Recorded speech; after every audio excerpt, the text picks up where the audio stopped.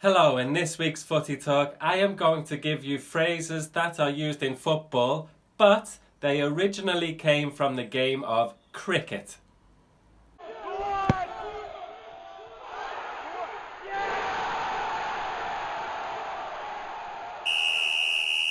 Okay, so I know cricket is maybe not popular in your countries. It is popular in countries that were former members of the British Empire.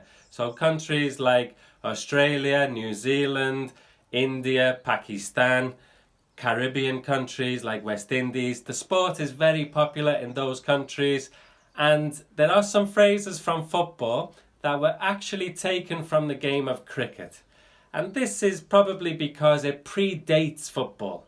People in England were playing cricket before they were playing football. In England, it is considered a gentleman's sport, so it has different roots to football. Football is more of a working class, a working man's sport, whereas cricket is a public school or private schoolboy sport. Okay, number one, and a very common term in football, is a hat-trick. Messi's got the ball and can really get at them here. Shots on here, and he's put it away beautifully. And that's the third, the hat-trick. It's a day he'll never forget.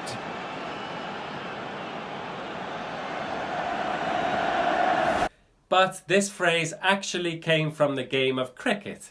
So in cricket, when a bowler gets a batsman out 3 times in successive bowls, in successive throws, this is called a hat-trick, because he was offered the chance to win a hat. If he did this, he could win a hat. So this was called a hat-trick, and then football borrowed this term for scoring 3 goals in 1 match. Number 2 is the corridor of uncertainty. So in football, this is a cliche, and it means the area in between the last line of defence and the goalkeeper. So a good winger or a good right midfielder tries to cross the ball in the corridor of uncertainty, because it's an area where the goalkeeper doesn't know what to do or the defender is not sure if the goalkeeper is coming or not. So this is called the corridor of uncertainty. We've all got this day off special just because, we're meant to stay. No, not that. Oh, lovely. That goal has put them in the lead, and he's not going to change their attitude. That wasn't exactly how I was expecting it to go. But actually, this came from the game of cricket. So when a bowler is bowling, he tries to maybe bowl just off stump, just to the side of the batsman, so the batsman doesn't know whether he should hit it or leave it. So it is the corridor of uncertainty. Trick. Oh, he's got it! Stuart Broad has got his hat-trick. Kumar knows nothing about it. His stumps have been rearranged. Trembridge celebrates. Nottingham is loving every moment of this.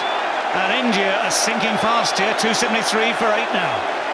Okay, so the next one is a bye. Or in football, commonly it is to get a bye.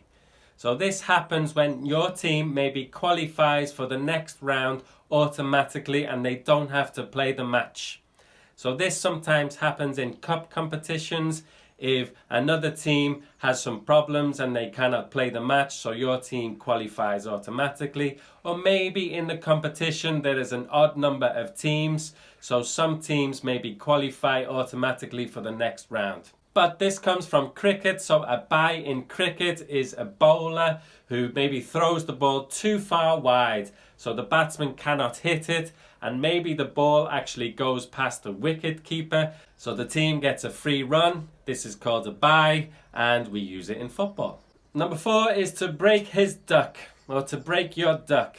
So in cricket, a duck means to score no runs. It's because I don't know why it's called a duck actually, but it's a 0 on the scorecard. Maybe because it looks like an egg, it's a duck, like an egg, a duck egg possibly, I don't know. Maybe you can comment below and help me out there. So in cricket, if a batsman gets 0 runs, this is called out for a duck. Here we go, Ryan Harris. Oh, straight away! But in football, you can break your duck.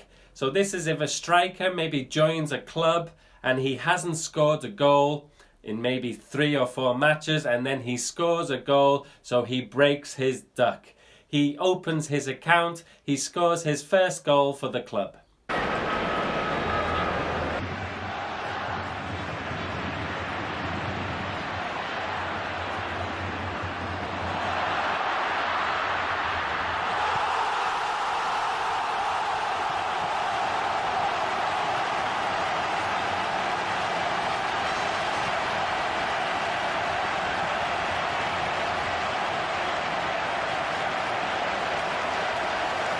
The next phrase is to be knocked for 6.